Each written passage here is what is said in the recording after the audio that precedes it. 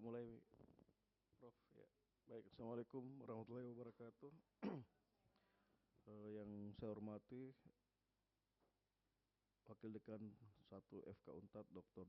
Rahma MKes SPA, Wakil Dekan 2 FK Unpad Dr. Rosa Dwi Wahyuni MKes SPPK, Direktur Rumah Sakit Universitas Tadulako Dr. Miranti MKes,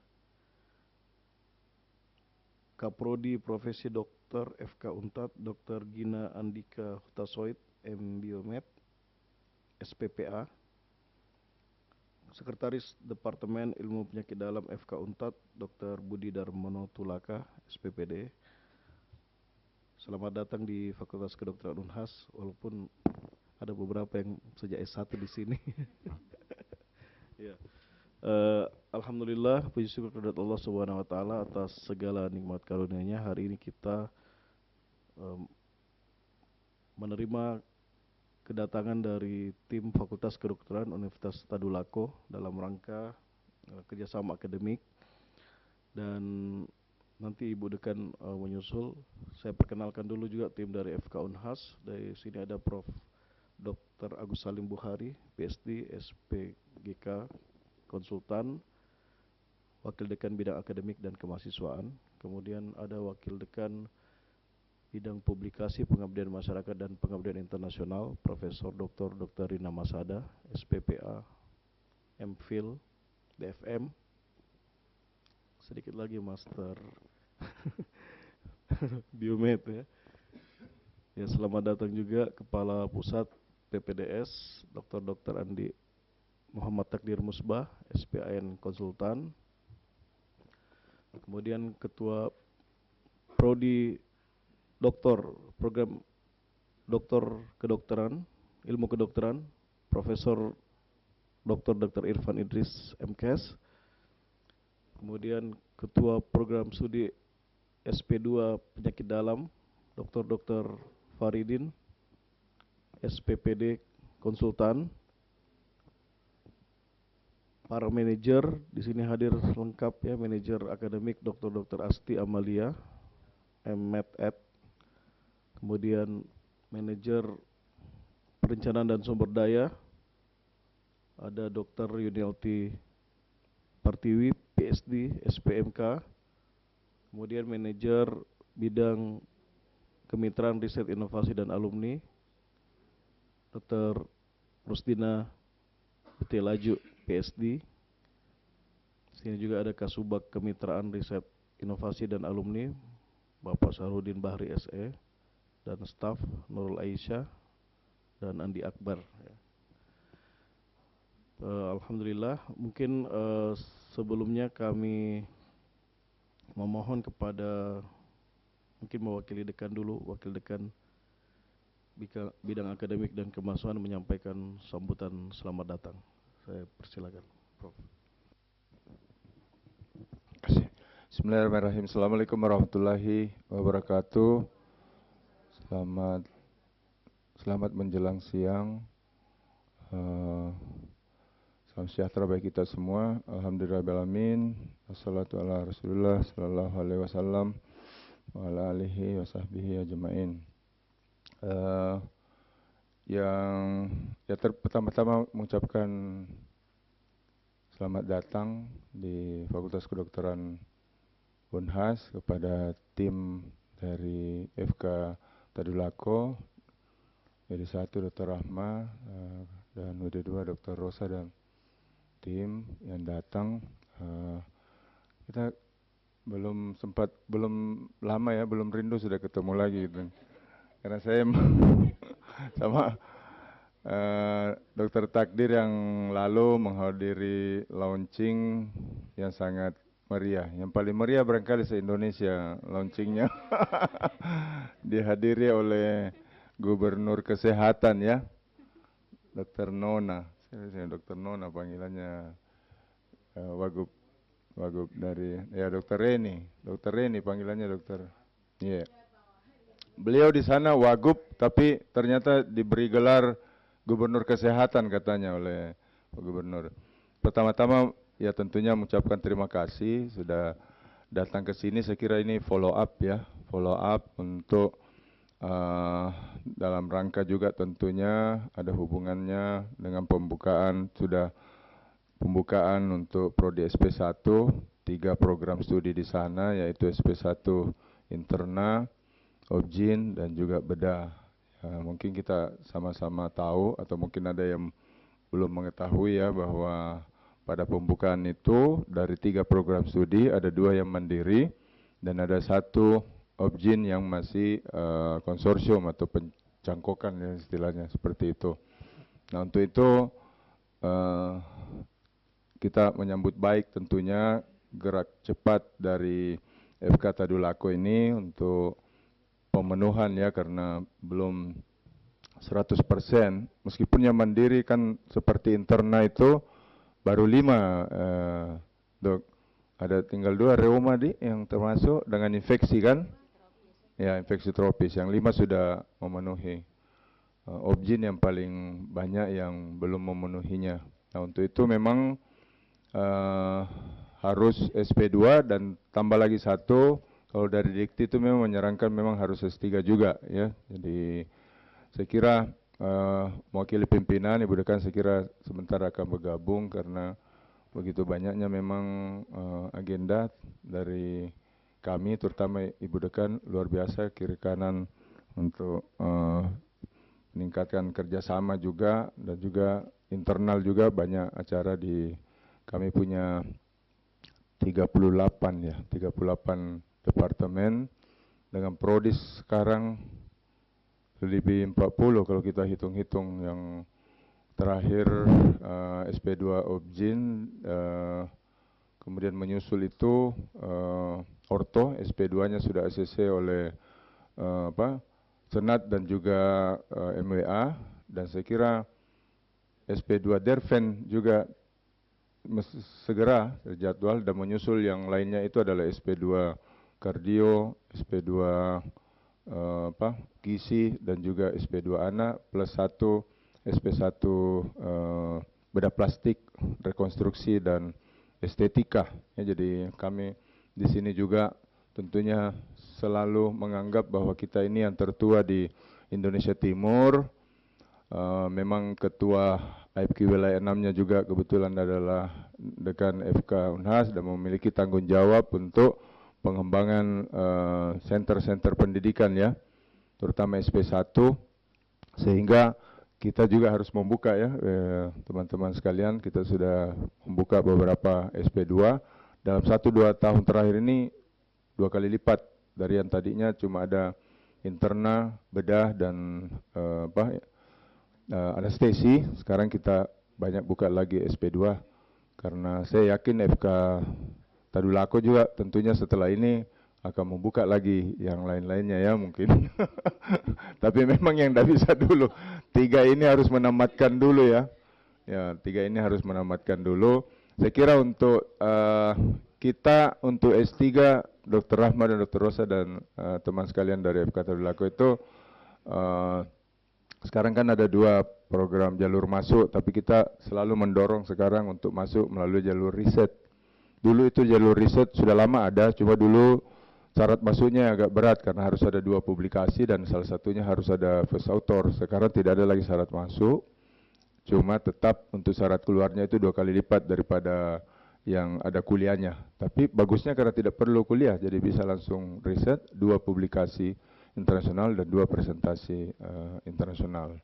Kemudian untuk SP2 tentulah nanti mudah-mudahan pasti kita prioritaskan untuk kita punya binaan untuk melanjutkan ya stafnya untuk SP2 di FK Unhas. Mungkin itu yang bisa saya sampaikan. Sekali lagi selamat datang kepada tim FK Tadulako dan terima kasih kepada teman-teman yang sudah hadir untuk siap menyambut dan berdiskusi nantinya jika ada hal-hal yang ingin kita diskusikan. Terima kasih. Billahi taufiq wal hidayah. Assalamualaikum warahmatullahi wabarakatuh. Baik, terima kasih Prof. Agus. Selanjutnya sambutan dari Wakil Dekan 1 FK Universitas Tadulako, Dr. Rahma MKes SPA. Silakan, Dok. Terima kasih. Bismillahirrahmanirrahim. Assalamualaikum warahmatullahi wabarakatuh. Yang kami hormati Wakil Dekan Bidang Akademik dan Kemahasiswaan Prof. Dr. Agus Salim Buhari, PhD, SBGK Konsultan. Yang kami hormati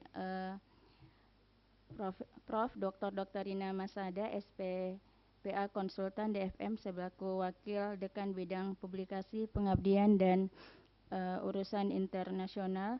Yang saya hormati Dr. Andi Alfian Zainuddin MKM selaku Wakil Dekan Bidang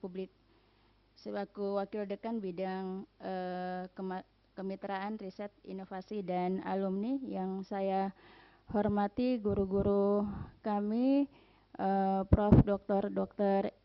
Irfan Idris ya, MKes selaku Ketua Program Studi S3 FK Unhas. Yang saya hormati Dr. Andi Muhammad Takdir Musbah selaku Kepala Pusat PPDS FK Unhas. Dan yang saya hormati Dr. Faridin, konsultan reumatologi klinik selaku Ketua Program Studi SP2, serta jajaran FK Unhas yang sempat hadir pada pertemuan kita pada hari ini. Alhamdulillah, puji syukur kita panjatkan kehadirat Allah Subhanahu wa Ta'ala atas berkat rahmat dan hidayahnya sehingga kita diberikan kesempatan dan kesehatan untuk berkumpul di tempat ini. Selawat dan salam atas junjungan kita Nabiullah Muhammad Sallallahu Alaihi Wasallam. Pertama-tama saya ingin menyampaikan permohonan maaf dari dekan kami, Dok. Seharusnya beliau ingin membersamai kami di sini, hanya saja beliau kurang sehat, jadi kemarin sudah diagendakan untuk berkunjung ke FK Unhas, tapi beliau kurang sehat, jadi menitipkan salam buat semua profesor dan selamat datang, Prof. Iya, siap. Yang saya hormati Dekan Fakultas Kedokteran Universitas Hasanuddin, Prof. Dr. Hairani Rashid, MKes SPGK, SPPD, KGH, Finasim. Sebagaimana tadi sudah dijelaskan oleh Prof. Agus bahwa maksud kedatangan kami ke sini untuk menjalin kerjasama untuk sebagai tindak lanjut dalam rangka pembukaan yang kemarin program studi spesialis yang kemarin sudah di launching. Jadi ada 3, yaitu ilmu bedah, ilmu penyakit dalam, dan obgyn. Di mana tadi kalau ilmu bedah dengan ilmu penyakit dalam sudah bisa untuk pelaksanaannya nanti sudah bisa mandiri, walaupun sebenarnya kami masih memiliki keterbatasan dalam hal segi SDM. Begitu juga apalagi dalam program studi obgyn ya, dimana hanya kalau obgyn itu hanya 2, jadi untuk disepakati kemarin sistemnya itu sistem penjangkauan, dan kami juga ingin menjalin kerjasama dalam hal pengembangan SDM dalam S3, karena sebagaimana memang kami terus terang, Prof, sangat terbatas SDM kami, baik itu S3 ataupun SP2 itu masih sangat terbatas, dimana dari sekian kami itu seluruhnya itu ada 72 dosen, itu pun sudah bergabung dengan prodi keperawatan. Jadi kami hanya memiliki 3 prodi, nanti ditambah 3 prodi lagi jadi 6 prodi.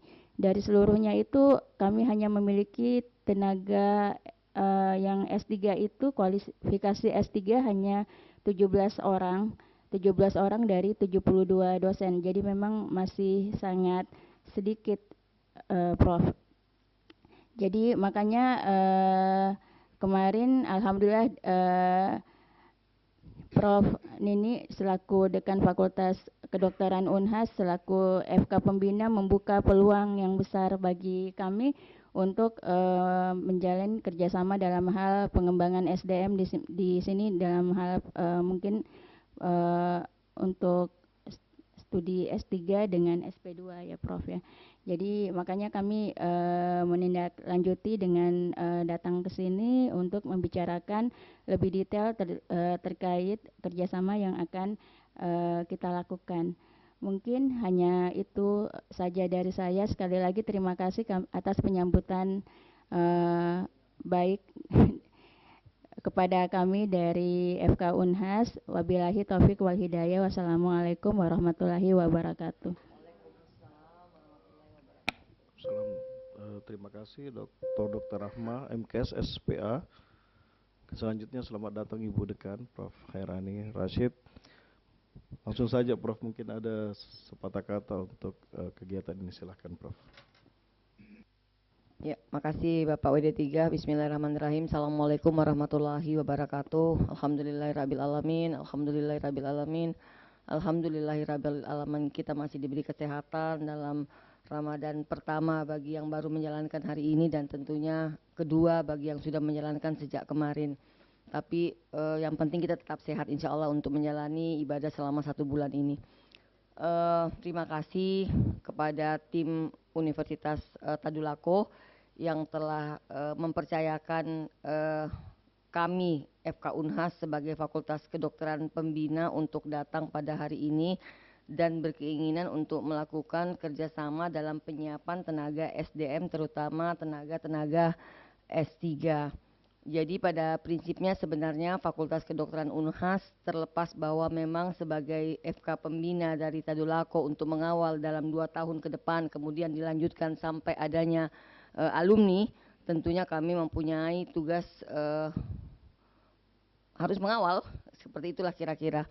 Sehingga kalau permasalahan tadi dari Ibu WD1 dan teman-teman mengatakan bahwa yang sangat kurang itu adalah SDM S3, kami pun juga membuka jalan yang lebar untuk bisa bersama-sama memberikan supporting dalam menghasilkan tenaga-tenaga S3 dan SP2.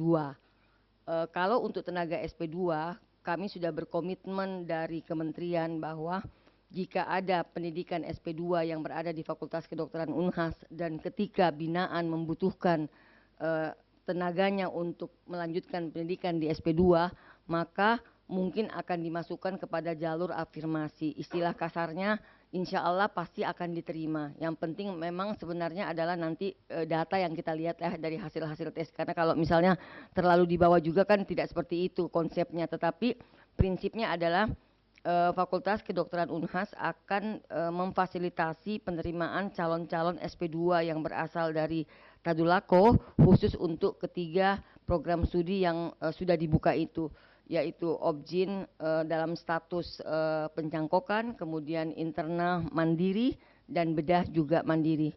Cuman saya juga butuh klarifikasi barangkali karena sekarang ini di medsos terdengar bahwa di Undata ada 2 SP2 Objin atau bedakah yang mundur karena masalah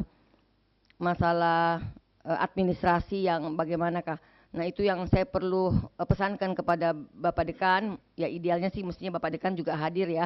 Karena yang pertama Bapak Dekan bukan berasal dari klinisi, sehingga mestinya dia hadir ke sini untuk bisa mendengar langsung tanpa mendapatkan penjelasan dari WD1 dan WD-WD yang lainnya. Jadi saya mohon nanti Bapak Dekan nanti diberikan penjelasan sedetail-detailnya, karena kalau ternyata betul adanya cerita bahwa rumah sakit apa tuh? Undata itu ternyata bermasalah dalam penyiapan SP2, apakah bedah atau objin, saya cuma lihat sepintas tadi subuh, maka akan bisa bermasalah untuk pembukaan program studi kita. Maka yakinkan dalam hal mungkin pembayaran kalau tidak salah. Nah, mesti harus duduk bersama ini antara dekan dengan direktur. Jangan sampai ini menjadi masalah nasional dan kemudian akan masuk ke Kementerian Saintek Dikti dan akhirnya kembali bisa saja, karena bisa dikatakan bahwa 1 bulan setelah nantinya program studi ini jalan dan kemudian ada bermasalah, maka Kementerian Saintek Dikti dapat menutup sepersetujuan tentunya pembina. Jadi kalau pembina pun merasa bahwa wah dia sudah menjanjikan bahwa teman-teman ini sudah siap bergabung, tapi ternyata karena masalah pembiayaan dan sebagainya kemudian 2 teman kita mundur padahal statusnya adalah SP2, kan bahaya. Dan mereka mengatakan bahwa ada SP2 lain nanti yang akan bergabung, tapi kan itu bukan sesuatu yang mudah. ini adalah komitmen mereka untuk kita jadikan sebagai home base dari Fakultas Kedokteran dan Rumah Sakit Undata. Nah itu barangkali nanti khusus duduk bersama dengan Bapak Dekan untuk bisa mengantisipasi kondisi tersebut, karena saya melihat Direktur Pelayanan si Dr. Ferry ya, Franklin, yang langsung memberikan penjelasan. Tapi dia tidak melihat dari sisi bahwa saat ini Palu sedang membuka program studi. Jadi seakan-akan menggampangkan semua masalah tersebut. Nah itu yang saya mohon nanti. Nah kembali ke laptop, bahwa SP2 insya Allah untuk 3 program studi ini kami akan maksimalkan. Interna ada Dr. Faridin, nanti juga kami akan memberikan penjelasan kepada beliau dalam seleksi bahwa jika ada SP2 tanda kutip memang belum ada di sana, maka itu yang kami prioritaskan. Jangan tentunya misalnya ada konsultan yang sudah ada, tapi kemudian konsultan lain yang tidak ada itu yang mau dimasukkan. Sebaiknya konsultan yang belum, kecuali ada hal-hal yang lain. Jadi konsultan yang belum, bedah tidak bergabung ya. Objin juga tidak ada yang bergabung, tapi intinya kami sebagai FK Pembina akan bertanggung jawab terhadap komitmen kami dalam penerimaan calon-calon SP2 untuk pembukaan seleksi berikutnya. Yang penting sekarang sudah menyiapkan nama-nama yang ada yang akan dipersiapkan untuk melanjutkan pendidikan. Karena dalam 2 tahun itu juga kita harus cukup tentang SDM-nya. Misalnya bedah harus 5 konsultan, Objin harus 5 konsultan, interna harus 7 malah, bukan 5 kalau interna. Jadi dari program studi yang ada karena jumlah divisi itu ada 11, maka mereka mau mengatakan 60% harus terpenuhi. Nah kalau 60% dari 11 itu mereka maunya dari penyakit dalam itu adalah 7, ya bukan 5. Tapi membuka seluas-luasnya untuk menjalankan pendidikan ini sebanyak 5 orang dokter konsultan.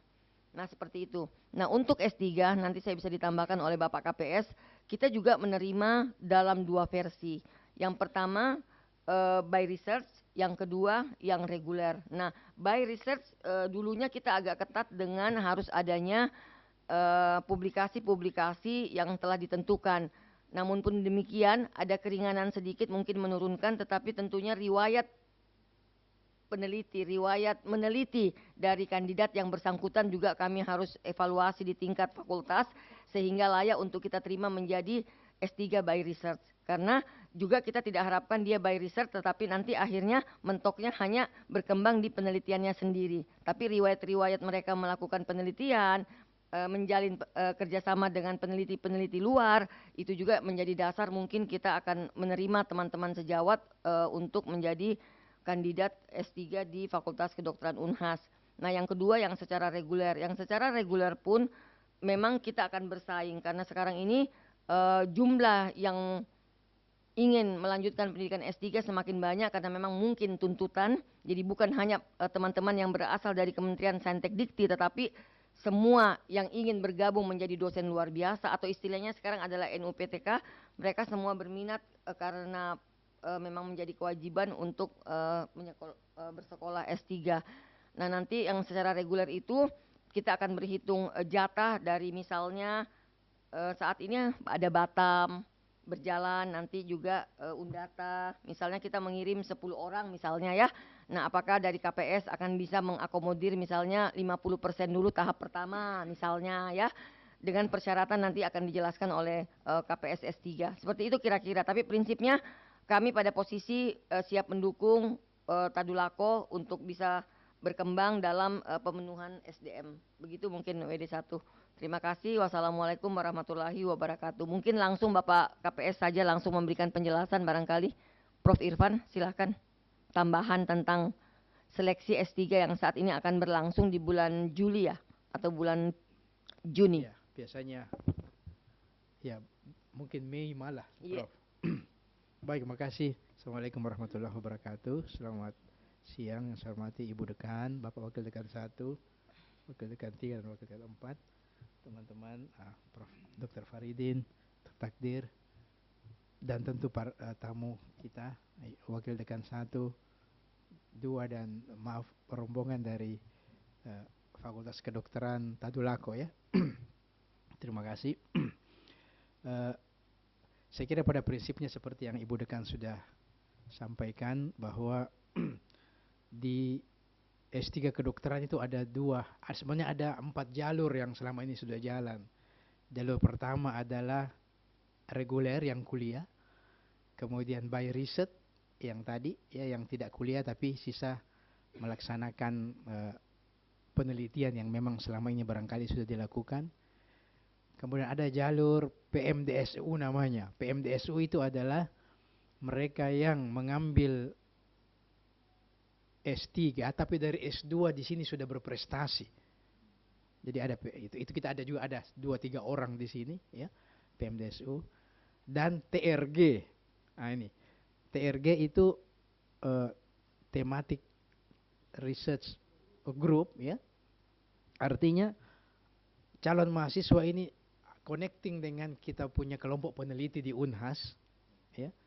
Dan nanti tentu ketika mereka menjadi mahasiswa S3 sudah jelas siapa penguji, promotor dan pembimbingnya, dan juga sudah jelas apa yang akan diteliti ya. Bahkan kalau nggak salah ini tim TRG sudah ada juga dananya, jadi tidak terlalu sulit ya. Nah ini yang sudah berjalan, jadi nanti kita sesuaikan saja barangkali ya. Memang jalur TRG dengan PMDSU itu memang tidak banyak ya, tapi itu adalah jalur tetap terbuka. Yang mungkin banyak seperti yang Ibu Dekan tadi sudah sampaikan, tentu jalur reguler dan jalur by research. Nah, untuk reguler saya kira ya kami selalu over terlalu banyak. Jadi Ibu Dekan juga pusing, saya biasa pusingi beliau karena terlalu banyak yang mendaftar ya. Apalagi juga memang banyak kita punya kerjasama, Dok. Jadi tentu semua harus kita fasilitasi ya. Jadi makanya biasa ada yang sekian persen dulu yang penting bisa kita fasilitasi masing-masing. Karena ya salah satu saya kira Ibu Dekan juga mungkin sudah sampaikan bahwa memang kita di Unhas ini atau di Fakultas Kedokteran memang ingin membantu fakultas-fakultas kedokteran yang lain, terutama dosen-dosennya ya, untuk menjadikan mereka doktor atau S3. Saya kira itu tidak masalah. By research juga seperti itu sesungguhnya ya. Cuma memang by research itu lebih mudah tanda kutip karena tidak ada kuliah ya. Nah, jadi kemarin ini SKS-nya sama 64 SKS, tapi by research tidak pakai kuliah, hanya proposal, kemudian nanti ada semacam laporan kepada pembimbing tentang kemajuan kuliah, kemajuan penelitiannya. Nah, cuma bedanya kalau yang riset itu ada 2 publikasi Scopus, ada 2 publikasi ada 2 presentasi internasional ya, dan salah satunya itu publikasi. Kalau yang by reguler atau yang reguler cuma 1 ya, masing-masing cuma 1. Jadi waktunya mungkin bukan waktunya, karena sudah ada kuliah ya, sehingga penugasan ini tidak terlalu padat lah. By reguler saya kira ini yang sekarang kita maksimalkan ya. Kalau memang seperti yang tadi dijelaskan, ada kita punya calon mahasiswa yang memang mungkin sudah ada beberapa kali tulisannya, ada publikasinya, mungkin barangkali bisa dilewatkan jalur tersebut ya, supaya barangkali nanti bisa lebih baik lah. Karena kuliah itu biasanya kan memang kadang-kadang harus datang ke sini, terutama kalau praktikum ya, karena ada praktikum tentu untuk update daripada skill daripada laboratoriumnya. Maka kadang-kadang mungkin kalau dokter spesialis, apalagi teman-teman di rumah dokter ahli ini ya, kita tahu lah ya, kita tahu bagaimana sibuknya. Tetapi untuk yang reguler biasanya saya minta juga para dosen dan mereka semua bisa bantu. Biasanya kalau offline-nya itu Sabtu Minggu ya. Kalau Sabtu Minggu itu tidak, ya mudah-mudahan itu bisa diatur lah, karena ya kita tahu lah mungkin mereka harus memberi pelayanan ya, tapi kita atur seperti itu supaya semua bisa jalan ya. 80% saya kira perkuliahan itu online ya, meskipun reguler ya, sehingga ini tidak terlalu sulit saya kira. Sisa tadi syaratnya, mudah-mudahan nanti persyaratan itu yang bisa dilakukan. Dan ya kita ini minta masa studinya jangan terlalu lama, Dok. Jadi karena di sini sebenarnya memang diatur 10 semester, tapi pimpinan universitas memberikan kita semacam apalah tugas untuk kalau bisa 6 semester selesai, ya, 6 semester. Jadi 6 semester ini harus selesai, makanya itu Bapak WD1 dan saya membuat aturan kalau dia belum baca proposal semester 3 kita minta dia mundur saja. Karena pasti lewat ke masa studinya, ya. Nah, dan itu sudah 1 tahun berjalan, nampaknya itu apa namanya ada gunanya, ada hasilnya karena takut semua ya, pastilah takut semua ya. Karena kalau lewat ya tentu teman-teman dokter spesialis ya pasti sibuk ya. Kalau beliau-beliau tidak atur waktu pasti tidak bisa. Makanya salah satu cara kami harus buat semacam apa itu tanda tangan fakta integritas bahwa harus baca paling lambat awal semester 3 supaya betul-betul 6 semester itu bisa kita capai. Saya kira seperti itu. Jadi by riset ini mudah-mudahan nanti di antara mereka yang sudah punya pengalaman ya nanti itu kita bisa pakai jalur by riset ya. Dan yang reguler saya kira itu tidak ada masalah ya. Sisa betul-betul tadi mungkin kami mohon dibantu kalau memang ada mahasiswanya untuk dibantu apa namanya dibantu diawasi. Begitu supaya nanti lebih mudah ya. Barangkali itu saja yang penting ya. Jadi syarat itu tidak terlalu sulit saya kira. Mudah-mudahan ya kita juga tentu support daripada kebijakan pimpinan fakultas ya untuk membantu semua fakultas-fakultas yang tentu menjadi binaan daripada fakultas kedokteran.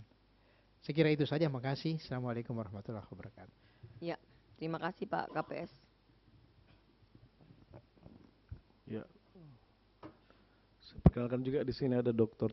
Tende Esa, yes. Ketua Gugus Penyimpanan Mutu dan Peningkatan Reputasi. Silakan mungkin kalau ada yang ingin didiskusikan atau ditanyakan silakan. Silakan. Oke, bismillahirrahmanirrahim. Assalamualaikum warahmatullahi wabarakatuh. Dan selamat siang. Baik, Prof, dokter sekalian, saya langsung saja mungkin di sini untuk menindaklanjuti yang terkait S3.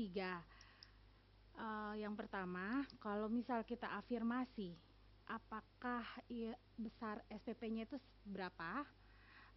Melihat semua teman-teman yang jadi sudah ada Prof 10 yang mendaftar, 11 tambah Dokter Nona mau juga ikut. Jadi Ibu Wagub, ya jadi ada 11 dokter.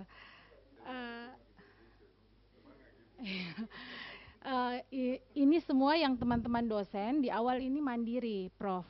Karena kita dari fakultas tidak ada pembiayaan dan mengingat juga yang akan lanjut ini sementara menduduki posisi-posisi strategis. Jadi untuk kalau tugas belajar masih sulit, Prof, sehingga difasilitasi untuk afirmasi, tapi kita mau menanyakan dan mau mensosialisasikan ke teman-teman lain berapa jumlah pembayaran SPP-nya, apakah ada uang masuk, terus apa lagi ya, kewajiban-kewajiban yang mungkin berbeda dengan yang reguler, S3 reguler, seperti itu, Prof. Pak KPS bisa jawab? Biaya SPP UKT sekarang untuk afirmasi dengan saya lupa berapa detailnya. Kalau nggak salah informasi mungkin harus WD2 yang tahu. Atau Ibu Dekan tahu? S3 itu 17.500.000 untuk yang UKT-nya. reguler. Biasanya malah kalau afirmasi karena dianggap itu dari Pemda dan tanda kutip ada jalur khusus yang harus masuk lebih tinggi dari 17,5. Saya belum tahu karena belum keluar, tergantung nanti ya. Kami menunggu juga yang SK Batam dan sebagainya. Iya. Ada range-nya, apakah 20 sampai 25 atau Bisa berapa sampai itu? 30. 17,5 sampai 30 juta. 17,5 sampai 30 juta ya, Prof ya. Iya. Oke, itu enggak ada uang masuk lagi, Prof. Kalau S3 UKT. UKT. Bukan Oke. kayak spesialis. Kalau spesialis ada IP. IP. Iya. Oke, baik. Di Padekan, kalau sebelum-sebelumnya itu apakah bisa nanti yang 10 orang ini apakah ada satu kopromotor atau penguji dari UNTAD?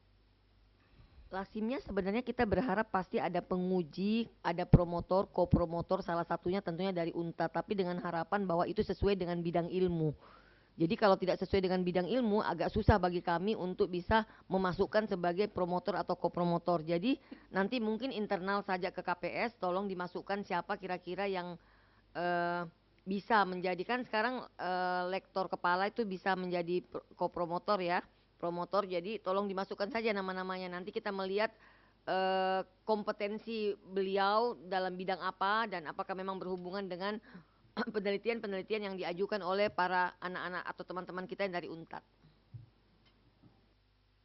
Mungkin Prof saya juga sedikit klarifikasi yang terkait di rumah sakit Undata yang Prof mungkin lihat di sosmed. Jadi itu memang Prof benar adanya. Jadi bukan berhenti, tapi memang masa kontrak di Desember 2025 itu sudah berakhir.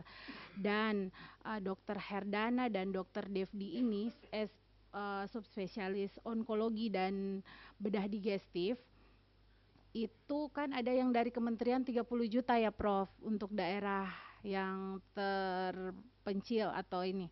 Nah mereka yang sebelumnya untuk SP2 di rumah sakit Undata dapat 15 juta. Mereka mau minta 30 juta. Nah, itu kemampuan dari rumah sakit Undata itu tidak bisa. Setelah dihitung, saya sempat memang bertanya, Prof. Saya langsung hubungi Dr. Franklin, kebetulan teman angkatan juga. Saya bilang, ini kan dibutuhkan untuk spesialis nanti. Beliau perlihatkanlah data hitung-hitungan bahwa pemasukan dari Dr. Herdana dan Dr. Devdi tersebut, Prof, itu minus. Sebenarnya sudah undatanya itu minus puluhan juta per bulan. Nah di total itu banyak juga. Nah dengan alasan itu sebenarnya mereka mau minta lagi 15, itu penghasilan sudah 3 digit lah per bulan yang mereka dapat di RSUD Undata. Mereka minta lagi tambah itu.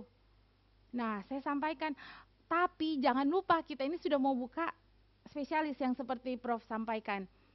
Nah, tapi katanya yang Dokter Hardiknas ya, Hardiknas itu SP2 Onko itu Obgyn, sama. Iya, satu bedah digestif, satu Obgyn.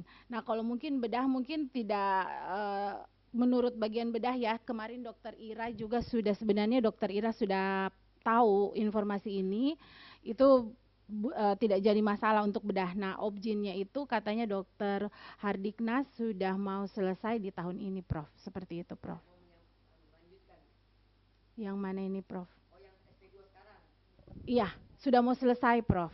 Untuk yang Obgyn. Jadi pun Dokter Herdana, tapi yang saya mendapat informasi terakhir Dokter Devdi itu ingin masuk lagi kembali ke Undata. Kalau untuk Dokter Herdana beliau sudah pamit di grup dan seperti itu Prof. Ya dan satu lagi nanti Prof dengar lagi di sosmed mending kita sampaikan ada hospital base dari Kementerian Kesehatan itu untuk kardio akan dibuka di 2027. Seperti itu Prof. Undata, Rumah Sakit Umum Daerah Undata.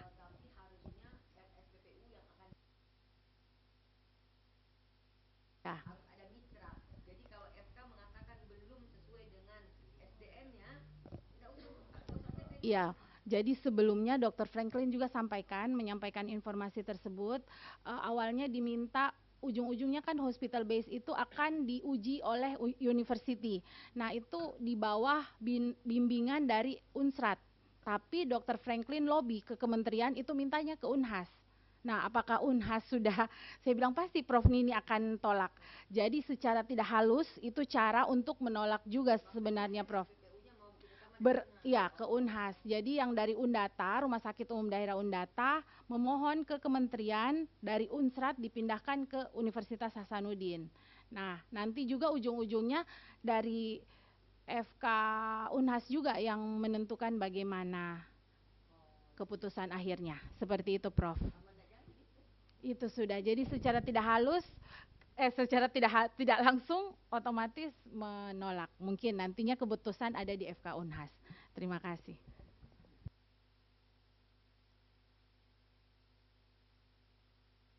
Silakan kalau ada lagi.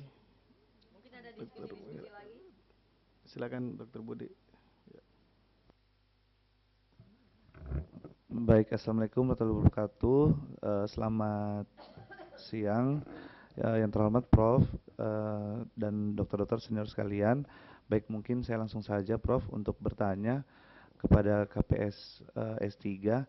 Izin Prof mau bertanya terkait ini kan kalau misalnya by research dan ada beberapa hal yang harus dipenuhi seperti Scopus maupun presentasi internasional. Itu untuk yang Scopus itu Q berapa Prof yang diwajibkan dari Q1 dan Q2? Jadi tentu kita berharap yang paling bagus ya, Q1, Q2. Jadi biasanya ya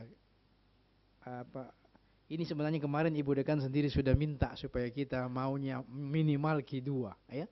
Jadi saya kira saya harus sampaikan seperti itu untuk mahasiswa yang belakangan ini supaya masukan seperti itu.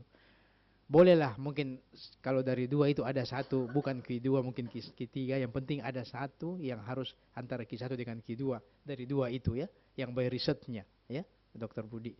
Kasih tahu teman-teman supaya nanti bisa betul-betul lebih ini lebih siap ya.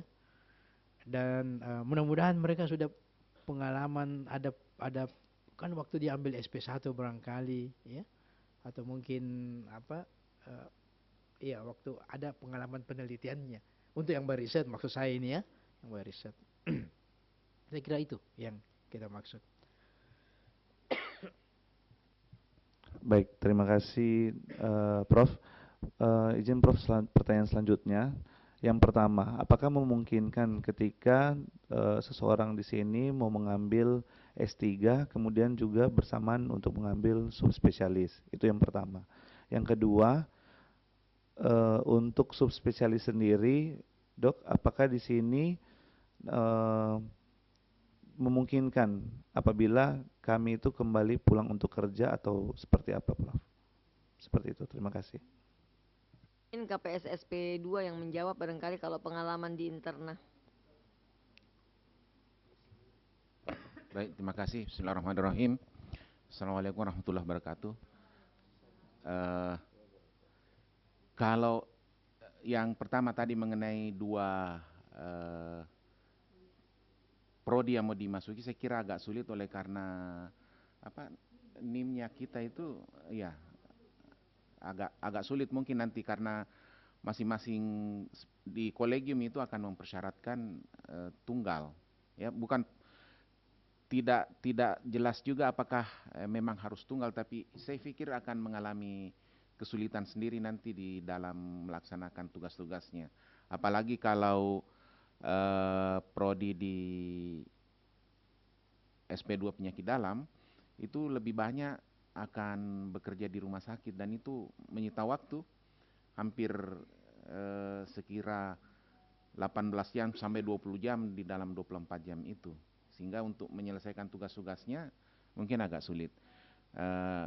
Baru kemudian juga perlu juga kami sampaikan bahwa minggu kemarin kita melakukan rapat kerja nasional yang berkaitan dengan program studi SP2 itu ada perubahan-perubahan yang sangat mencolok dibandingkan dengan yang telah kita laksanakan sebelumnya.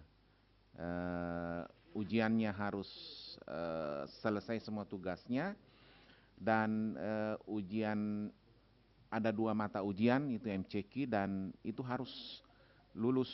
Ya, kalau tidak lulus pada 1 ujian hari ini maka akan menunggu berikutnya. Nah itu akan mengambil waktu lagi. Bagaimana kalau mengambil 2 prodi yang tadi itu? Mengenai misalnya peserta didik sementara menjalani pendidikan di SP2 penyakit dalam, kemudian mau kembali, saya kira buka warung. Terus terang Bu Dekan sendiri itu yang ya tutup mata tapi sedikit dibuka begitu. Saya kira pernah kita lakukan seperti itu. Tapi apakah kemudian berikutnya ya wait and see sajalah.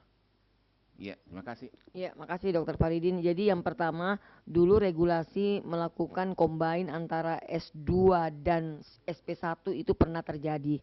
Tetapi karena dalam nomenklatur ternyata tidak diterima saat ini, oleh karena katanya tidak boleh satu NIM untuk 2, ya akhirnya itu dihapuskan. Dan saya ingat sekali dulu yang berjuang itu Prof. Dasril almarhum. Kemudian setelah itu tidak lagi berlaku. Nah, regulasi untuk combine antara S3 dan SP2 pun subspesialis juga belum ada sampai saat ini. Jadi mungkin memang tidak ada. Kemudian yang kedua, saya tidak tahu tentang bedah dan objin. Kalau untuk interna memang idealnya kami tidak meminta yang bersangkutan itu kembali ke daerah. Jadi namanya juga pendidikan, izinnya juga adalah pendidikan. Maka tidak kita benarkan untuk bisa pulang membuka warung. Tetapi kenyataannya senior-senior itu bagus dan ibah melihat bahwa ada peluang mereka mendapatkan rezeki lah kira-kira di hari Jumat Sabtu. Sehingga itu kadang-kadang di internal masing-masing divisi ada yang masih mengizinkan, walaupun saya sudah mengatakan bahwa mestinya tidak boleh, dan itu berlaku kalau di Ginjal mulai semester yang baru-baru tidak boleh lagi ada yang pulang ke daerahnya untuk membuka warung. Tetapi akhirnya terbuka juga setelah mereka punya surat untuk mengawal unit HD yang ada. Karena harusnya BPJS akan membayar kalau sudah pernah tersentuh dalam 1 bulan dengan dokter-dokter velo HD-nya.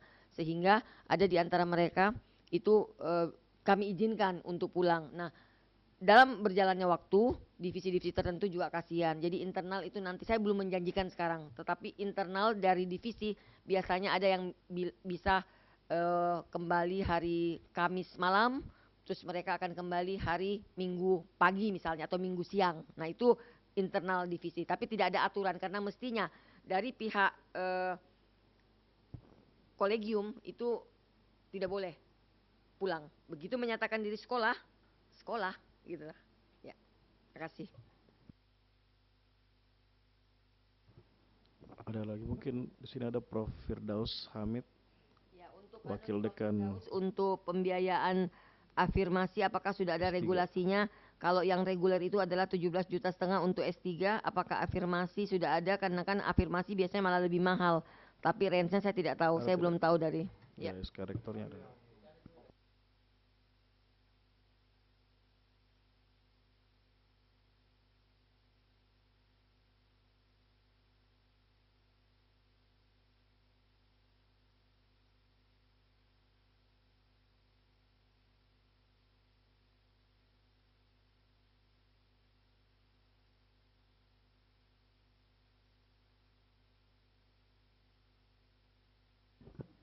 Ya. Ini kalau kami ini hanya dalam bentuk kerjasama, kami bukan bentuk afirmasi. Jadi ada 4 item pembiayaan yang registrasi memang sudah wajar pada saat registrasi itu 1 juta pada saat pendaftaran. Kemudian biaya UKT itu 17,5 sama. Yang perbedaannya adalah ada biaya per semester, kemudian perbedaannya adalah biaya operasional per orang itu 9,5 juta per orang per semester. Jadi kalau mau total sekitar 27 juta per semester per orang. Jadi yang mana masuk UKT, masuk operasional. Kemudian pada saat pertama kali masuk itu ada biaya pengembangan atau IP. Itu 12,5 juta. Ada Prof. Untuk kerjasama. Iya. Reguler enggak ada Prof. Iya.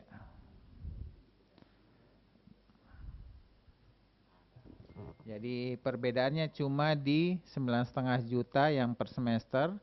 Plus biaya pengembangan itu yang 12,5 juta, itu hanya 1 kali. Tidak, per semester yang 12,5, yang 1 kali yang IP-nya. Itu yang kerjasama. Kerjasama, Prof. Afirmasi enggak, beda lagi kayaknya 30 juta. Langsung, iya.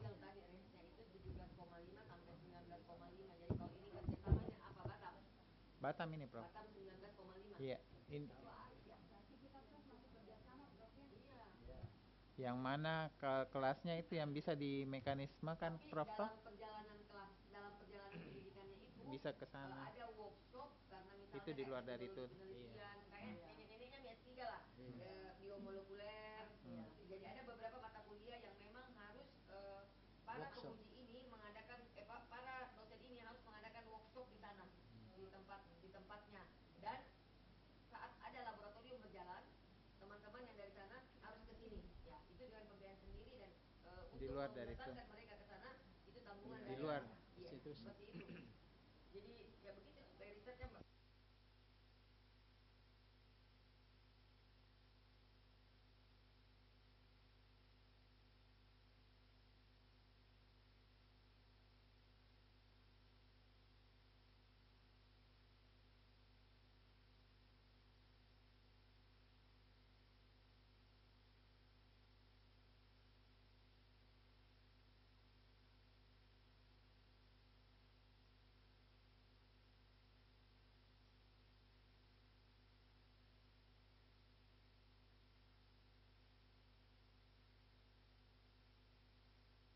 Karena mengingat yang dari Palu ini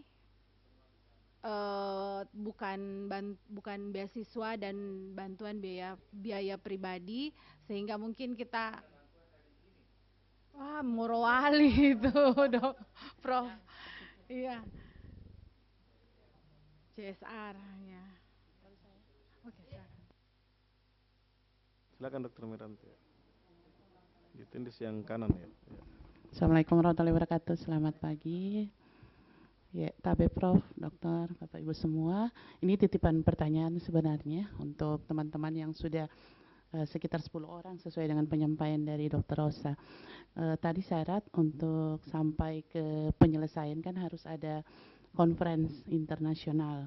Nah, mungkin boleh didetailkan, ini kan untuk perencanaan pembiayaan mandiri dari teman-teman.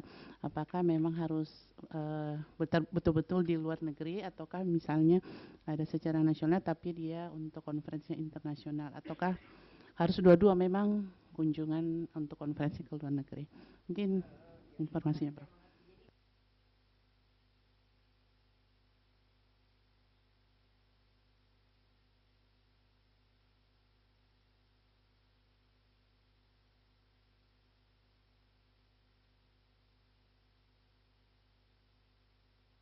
Ini juga kemarin.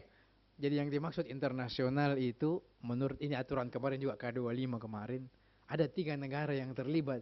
Jadi meskipun dilaksanakan di Indonesia ya, atau mungkin di Palu tidak apa-apa. Mungkin ada dari Indonesia pembicaranya, ada dari Malaysia, ada dari Singapura, pokoknya 3. Itu minimal, itu yang kita anggap sebagai international conference. Jadi mahasiswanya harus bawakan materi. Jadi ada 2 dan ada satu itu dia ada proceeding, itu syarat kalau by research ya. Ada proceeding, itu totalnya kalau nggak salah 6 SKS, jadi 16 SKS ya, sudah dari 64. Jadi gitu aja. Jadi mungkin dilaksanakannya di Indonesia, tapi minimal 3. Nanti Ibu Dokter Dina yang tahu kemarin karena beliau yang kan, 3 negara yang harus ada ya. Dan dia sebagai pembicara, iya. Jangan ya. Artinya seperti itu ya. Dari 2 itu ada 1 proceeding supaya betul-betul bisa langsung dapat banyak SKS. Itu aja saya kira ya. Iya. Iya.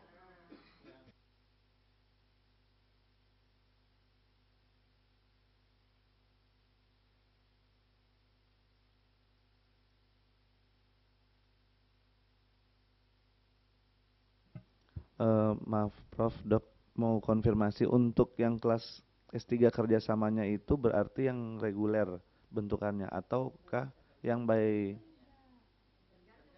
tergantung pilihannya?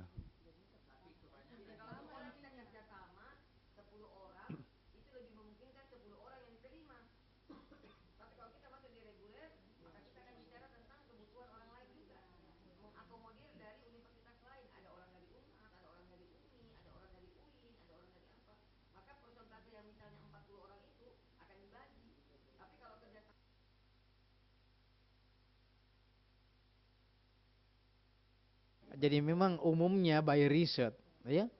By research. Makanya WR1 kalau saya Ibu Dekan juga bilang harus di-update dengan workshop. Itu tujuannya. Jadi by research Nanti kami punya dosen-dosen tentu merasa harus dibekali kita punya mahasiswa. Ini mohon dibantu biayanya ke sana, mungkin pelaksanaannya ya, dan kalau ada praktikum di sini tentu juga diminta itu. Biasanya by riset. Sebab kalau reguler jadinya sulit kalau mau kerjasama, mungkin tidak bisa di ini semua. Dan Anda harus bayar banyak nanti kalau harus ke sana semua setiap kuliah, ya. Kira-kira begitu. Memang berat, tapi ya sudahlah. Ini kita mau mulai dengan Batam ini, Prof. Ya, saya lagi menunggu negosiasinya untuk datang workshop ke sana, ya. Dengan Batam. Ada juga 9 orang kalau nggak salah kalau Batam. 12. Tapi ada yang 2 baru masuk, katanya belum masuk semester ini, Prof. Oh, Ada. sebenarnya 14.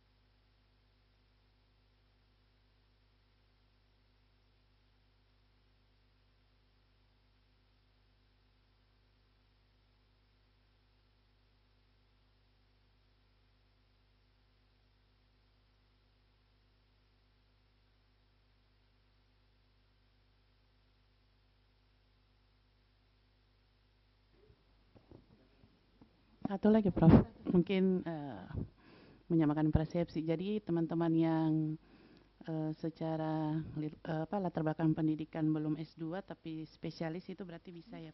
Oh ya, itu yang mungkin mau ditanya.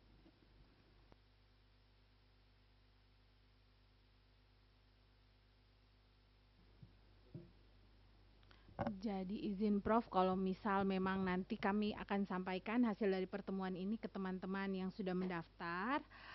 Jika setuju berarti total dari UNTAD itu ada 11 orang, Prof. Semoga bisa diakomodir 11 orangnya. Kalau tesnya itu apakah datang ke sini atau dosen yang ke sana? Wawancara biasanya kan online. Oh, online. TPA tuh oh semua online, Prof ya. Ya. Oh, siap. Durian ada terus, Prof, di Palu sudah 24 jam. 24.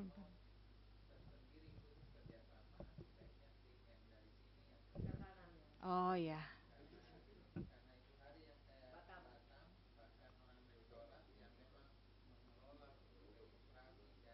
Ikut juga. Langsung dari pagi kami sampai siang sore, Pak. Jadi ada tim universitas yang datang, maka satu ikut. Oke, siap. Baik, terima kasih, Prof. Ya, baik. Assalamualaikum warahmatullahi wabarakatuh dan selamat siang. Terima kasih banyak Prof, Dokter, dan guru-guru kami. Mohon izin sudah banyak informasi. Terima kasih yang kami sudah dapatkan diskusi kurang lebih sejak dimulai tadi akan kami sampaikan ke pimpinan dan juga teman-teman yang berminat. Kami sendiri di sini ada saya dengan Dokter Budi sebenarnya juga ya kami berminat dan semoga rezeki bisa diterima untuk studi S3 tersebut.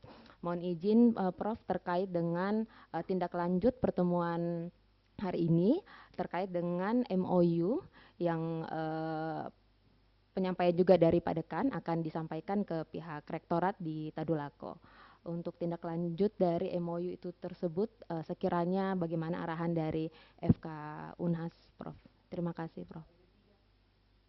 Ya, nanti mengenai MOU kita bisa buat nanti. Mungkin sudah ada draftnya ya Nurul? Belum. Sudah ada draftnya. Nanti kita buat dulu payung besarnya apa saja kan. Di sini ada kerjasama selain S3 atau SP2 dan sebagainya.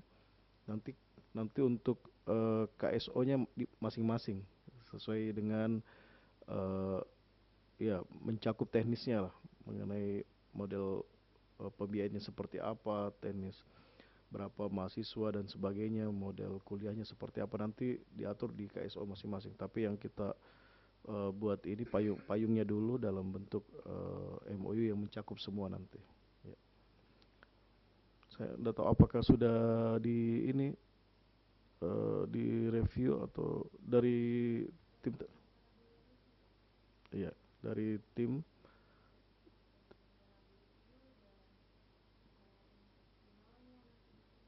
Oh ya, baik. Mungkin itu informasinya untuk sementara. Ya.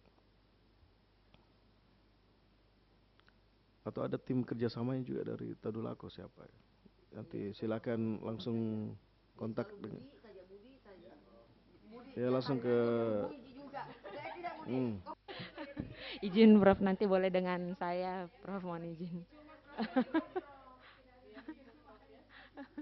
Nanti Dokter Gina bisa ambil nomornya Aisyah, nomor Iya, Aisyah ya, iya. supaya lebih Baik, cepat Dok. begitu. Kadang Iya. kita terlewat kalau banyak ya. Iya, baik, terima kasih Prof. Dokter.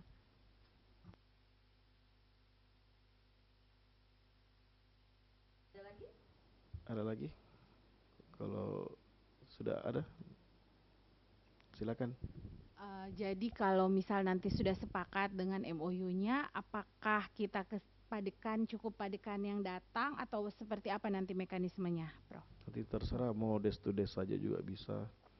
Desk to desk itu artinya tanda tangan di sana dikirim ke sini, tanda tangan baru kembali juga siap, bisa. siap. Kalau untuk mempercepat.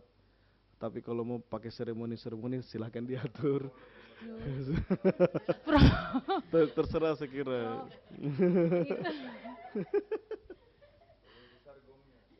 Itu Dokter Nona meminta untuk seperti itu. Iya, iya, ibu aku juga. Makanya bertambah 1 peserta. Iya. Iya.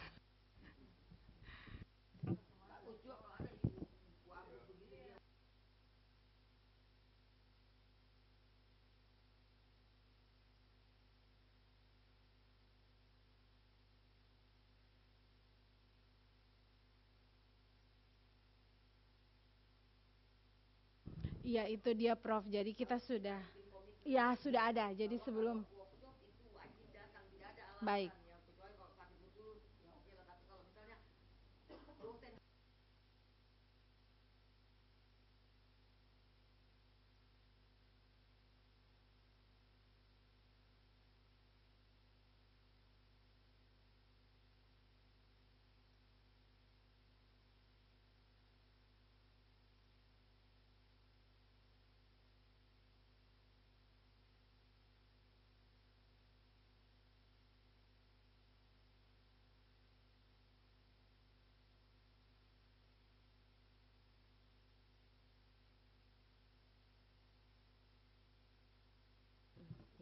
Izin Prof, baik terkait teknisnya untuk penerimaan PMB ya, penerimaan mahasiswa baru yang S3, walaupun di jalur PKS tapi mengikuti PMB yang seperti biasa. Oh iya. Jadwalnya. Oh iya, iya, Mbak. Ya, Mbak.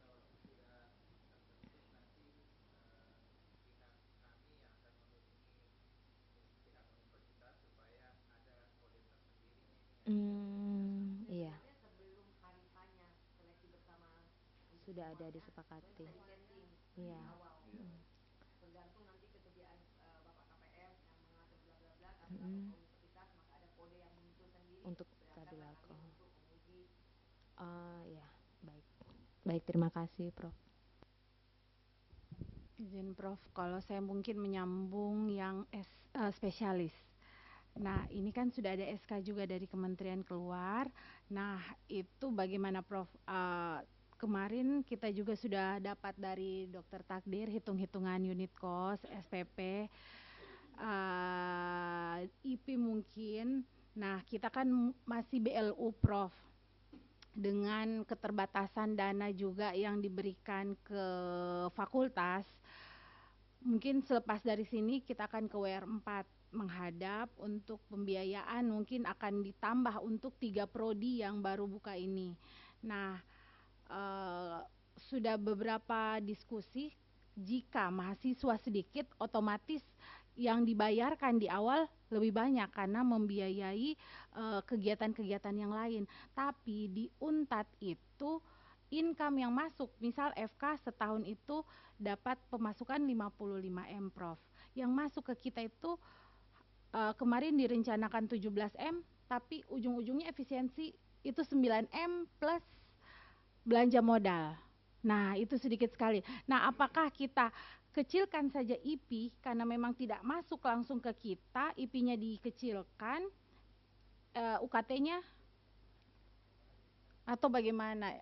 Bagaimana itu Prof? Memang kita kendalanya masih BLU. Iya, terima kasih. Ya, Tabe Dok, sebenarnya ini memang bagaimana negosiasinya memang dekan sama pimpinan universitas. Kalau kami di sini yang berlaku memang khususnya untuk biaya UKT itu hanya 70% yang ke kami. Begitu juga dengan IP, 70% ke kami. Itu tapi dengan catatan semua penggajian khusus untuk dosen yang honor-honornya semua sudah masuk di situ. Iya. Iya, tapi kalau gaji PNS kan dari pusat dan sejenisnya. Namun kalau kami dosen NPT dan sejenisnya mengambil anggaran dari 70% itu.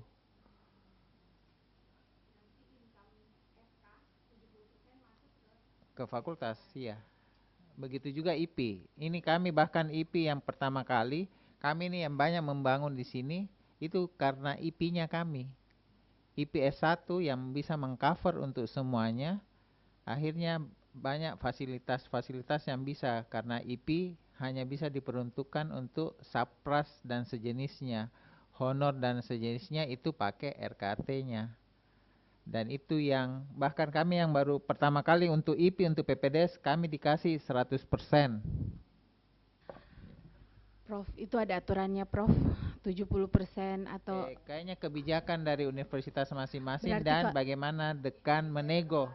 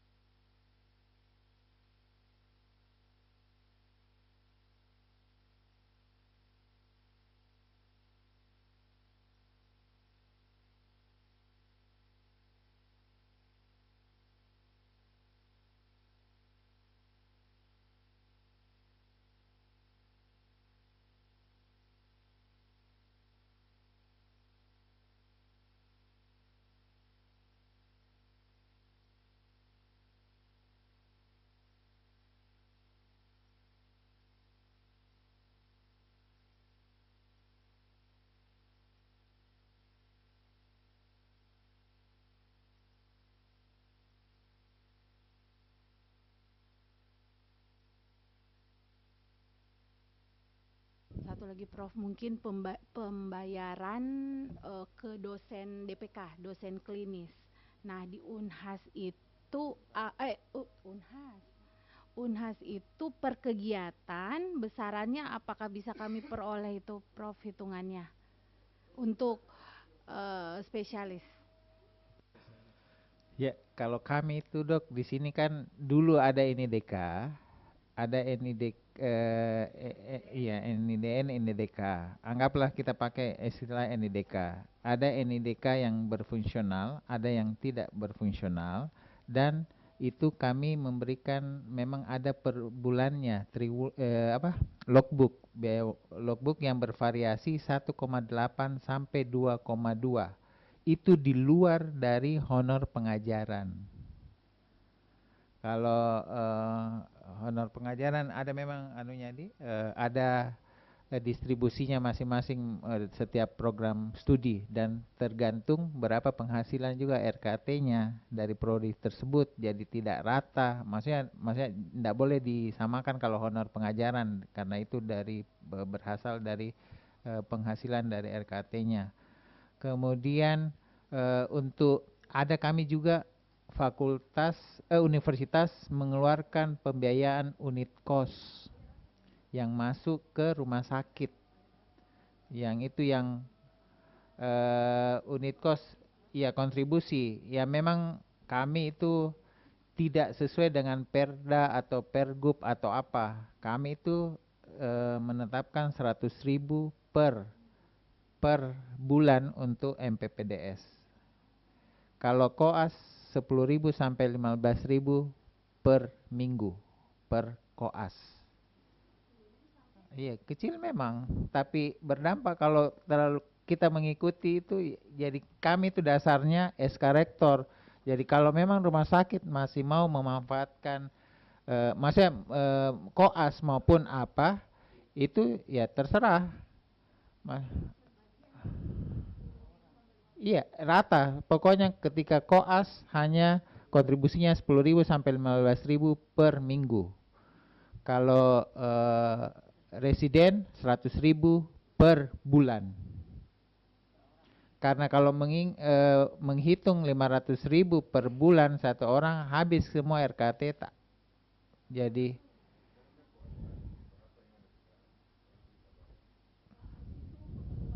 bayaran untuk koas per bulan itu sekitar 750 juta.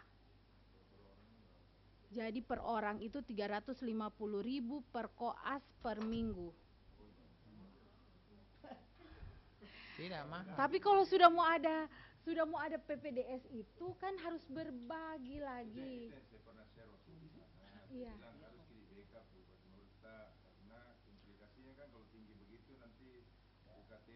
Iya. Naik otomatis. Sedikit pasti.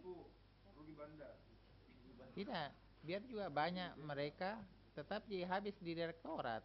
Sedikit, Mas. Iya, Yang utama betul. itu memang dari awal pembagian dan pembuatan SK dari itu. Karena kami bahkan ada rumah sakit akhirnya kita putus karena biar untuk memakai ruangan untuk pertemuan koas disuruh bayar. Kemudian biar pakai LCD-nya disuruh sewa. Dan ternyata selama ini untuk residen dia akhirnya karena terbantu supervisornya yang keluar uangnya untuk bayarkan tagihan dari rumah sakit. Akhirnya memang kita memutuskan keluar dari situ karena ditambah untuk NIDK-nya kami itu ada per bulan juga dikasih.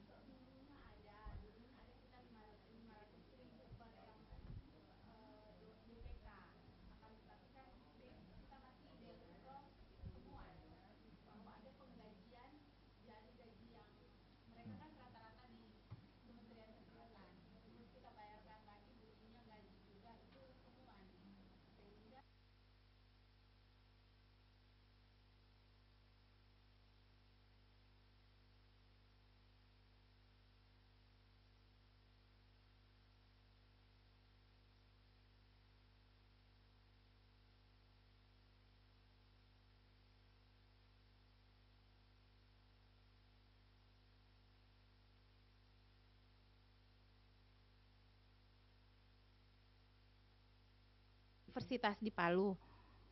Jadi yang kita ya boleh.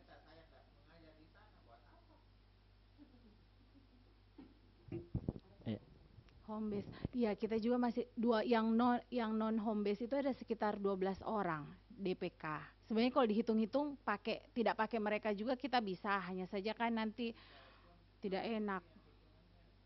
Gimana ya? Oke. Iya, karena itu udah Pada kan kasih tahu itu. Iya kalau Gin. Siap.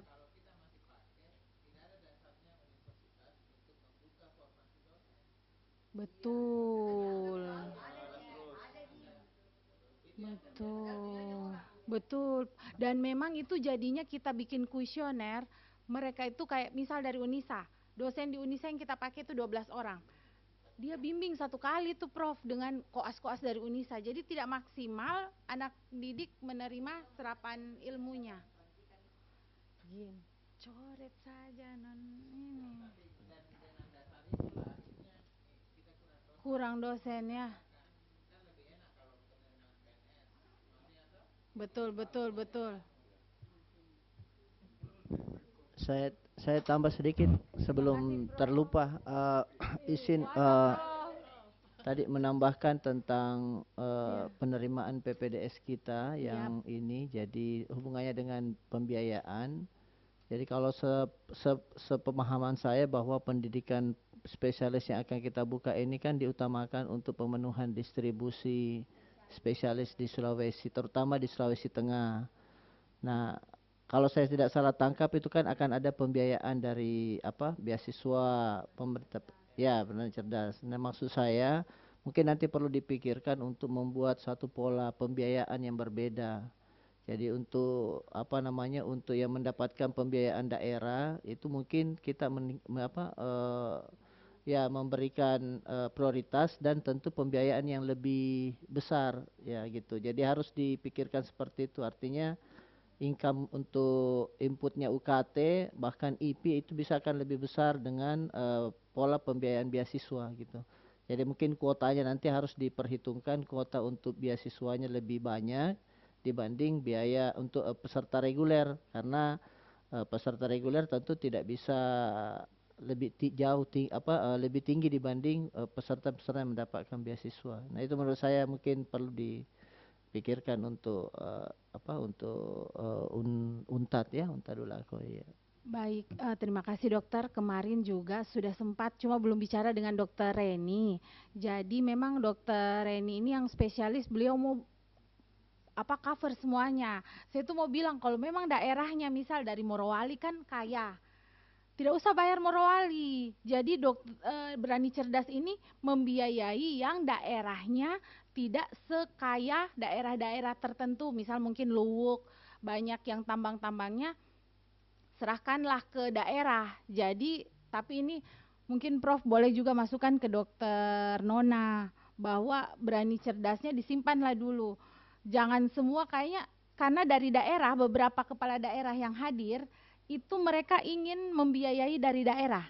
Jadi mereka punya mahasiswa yang orang atau dokter yang daerahnya itu yang akan mereka sekolahkan dan mereka berikan beasiswa. Seperti itu Prof.